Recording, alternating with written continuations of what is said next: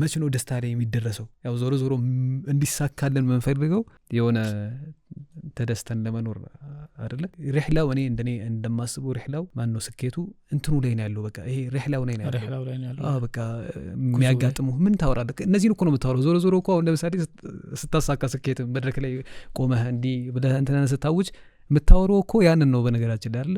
እንዲህ ሳድርግ እንዲህ ገጠመኝ እንዲህ እነዚህ ናቸው የደስታ ምንጮች ማለት ነው።